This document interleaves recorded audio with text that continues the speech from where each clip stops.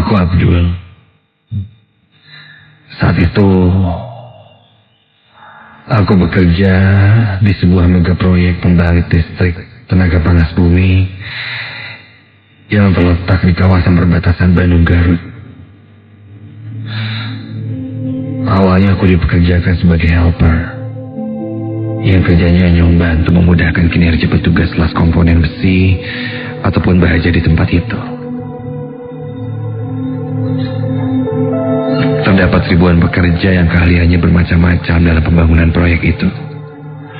Dan bukan itu saja. Selain yang bekerja di sini adalah bukan orang pribumi asli, seperti orang-orang Jepang, Amerika, yang tentunya mereka sudah ahli di bidang merakit rangkaian mesin ataupun turbin. Juga ada orang-orang lokal lainnya.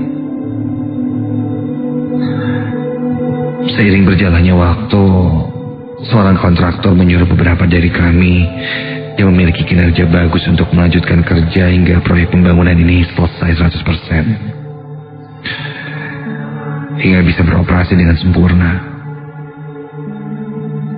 Karena proyek ini memang hanya tinggal bagian finishingnya saja.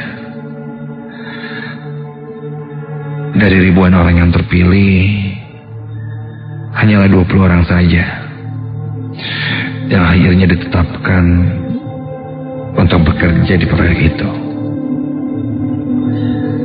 Saat kontraktor itu mengumumkan pekerja terpilih, ternyata namaku disebut. Aku agak sedikit heran. Ya, kenapa bisa aku terpilih? Padahal skillku pun belum begitu banyak. Ya mungkin karena aku rajin dan tidak pernah absen mungkin. Beruntung sekali aku. Mulai di bulan pertama sebagai anggota tim pilihan, ternyata pekerjaan kita masih normal saja. Dan bisa dibilang tidak ada hambatan. Hingga sampailah di bulan berikutnya. Ketika itu aku mendapatkan shift malam. Aku pergi ke lokasi proyek dengan menggunakan sepeda motorku. Begitu datang, aku absen terlebih dahulu. Dan di sana aku berpapasan dengan Bang Yayan seniorku. Dia tiba-tiba menegurku. Abdul, lu tuh ya, mentang-mentang shift malam gak ada bos, pakai bawa cewek segala. Di sini tuh mau kerja apa mau pacaran? Ketahuan bos bisa dipecat lu. Sana Gi, anterin dulu cewek lu. Kasihan tuh nunggu di atas motor lu. Ayolah bang, cewek apaan sih? Canda aja. Lagian gue aminin bang kalau ada cewek mah, maklum jomblo. Begitu kataku sambil berjalan menuju kontainer. Kulihat Bang Yayan pun terdiam dengan raut wajah keheranan. Aku juga agak sedikit bingung. Tumben Bang Yayan menjahiliku. Biasanya dia orangnya serius.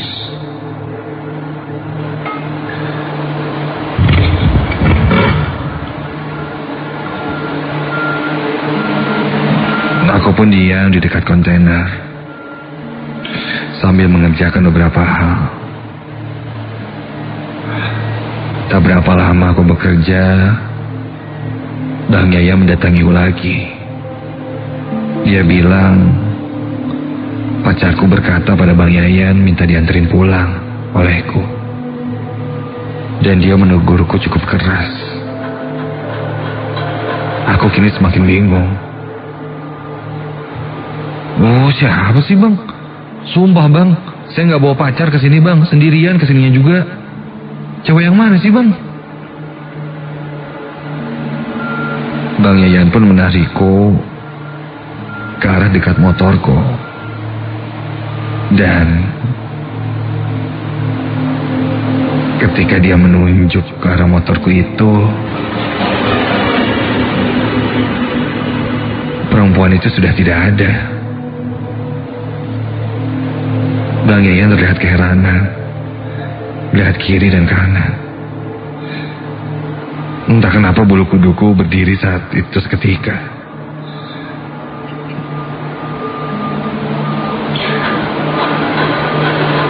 Antara Bang Yayan memang menjahiliku dan menakutiku, atau memang benar ada hantu.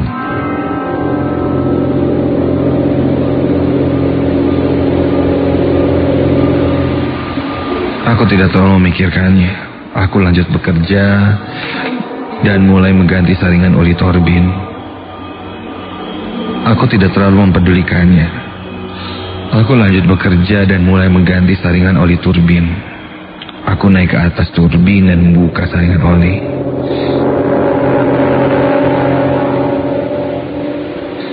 Saringan itu berupa sebuah kain yang tipis namun kuat dan tahan panas. Letaknya terikat di mulut pipa penyalur rotasi suplai oli turbin. Dan ketika aku sedang menggantinya, mantul. Di bawah terdengar suara ember yang tersenggol jatuh. Entah siapa itu, tapi mungkin itu temanku. Posisiku saat itu membuka saringan, yaitu membelakangi tangga, dan aku sibuk fokus membuka ikatan tali kawat yang mengikat saringan itu. Dan memang ember itu kusimpan di bawah tangga karena aku memerlukannya nanti. Woi, siapa aja tolongin dong. Itu bawain embernya ke atas ini. Ini saya mau lepasin saringannya nih. Takut belecetan olinya kemana-mana. Woi, di bawah tadi. Aku bingung kenapa tidak ada jawaban. Woi, yang di bawah.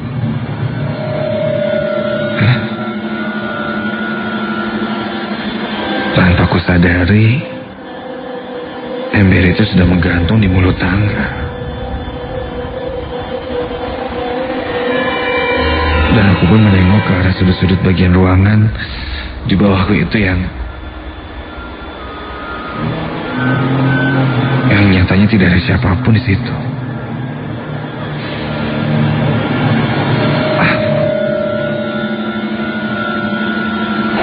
Sudah. Aku pun tidak terlalu menghiraukannya.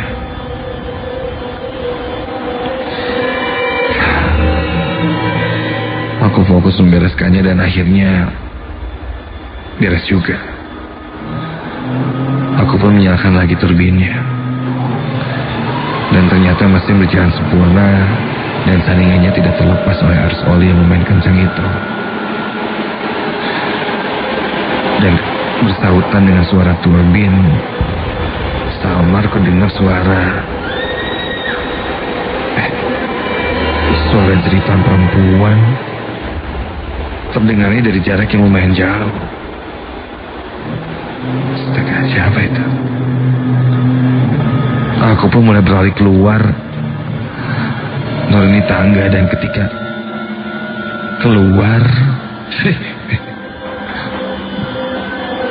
terlihat seorang perempuan berlari ke antara alat-alat berat itu. Hei, siapa tuh? Aku pun mengejarnya. Dan saat itu kulihat ada sosok seseorang yang bersembunyi di balik alat-alat berat kontainer itu. Saat itu di sana cukup gelap, jadi aku tidak bisa melihat jelas siapa itu. Namun sekilas yang kulihat itu sepertinya perempuan. Kamu siapa? Aku dengar dia malah menangis.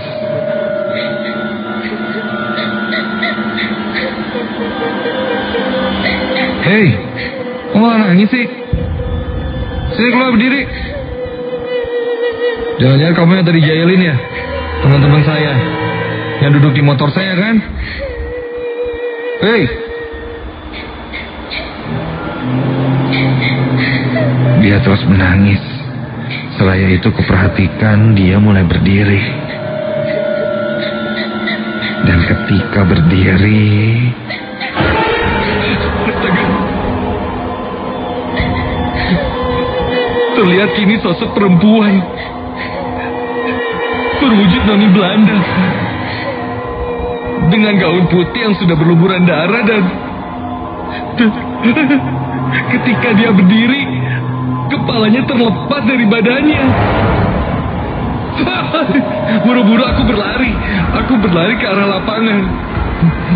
Dan saat aku tengok ke arah lapangan, langkahku terhenti ketika aku lihat ada yang berbaris berjalan mendekati ke arahku. Dan ketika aku sadar, ya Tuhan, berbaris kelompok prajurit tentara tanpa kepala.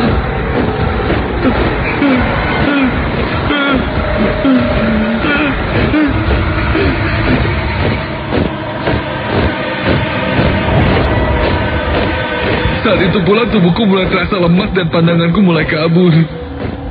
Dan aku pun tak sadarkan diri.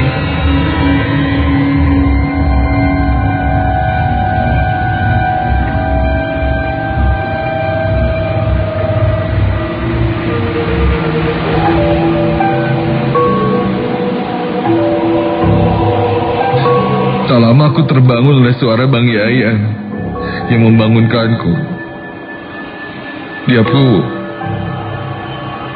Dia pun membawaku ke pos proyek itu. Aku pun menceritakan apa yang kualami. Seorang keamanan di sana yang sering menjaga daerah itu dan menjaga proyek ini berkata, memang tidak aneh jika melihat penampakan-penampakan seperti itu. Karena katanya, dulu sebelum kawasan ini dijadikan kawasan proyek, di sini ada sebuah pohon besar yang umurnya sudah ratusan tahun. Dan pohon itu pun ditebang dan diratakan. Di pohon itu dulu dijadikan tempat eksekusi pembunuhan prajurit-prajurit warga Belanda oleh Jepang saat Indonesia masih zaman penjajahan. Mendengar itu terjawablah sudah sosok-sosok yang kulihat di tempat itu. Ini jadi sebuah pelajaran untukku. Ingatlah bahwa dulunya tempat yang kita pijak ini mungkin mempunyai sebuah sejarah. Dan semua benda mati maupun makhluk hidup adalah saksi di mana sebuah sejarah itu tercipta. Baik itu sejarah yang manis ataupun yang pahit dan kelam, yang tersimpan di dimensi yang lain yang berbeda dengan alam kita.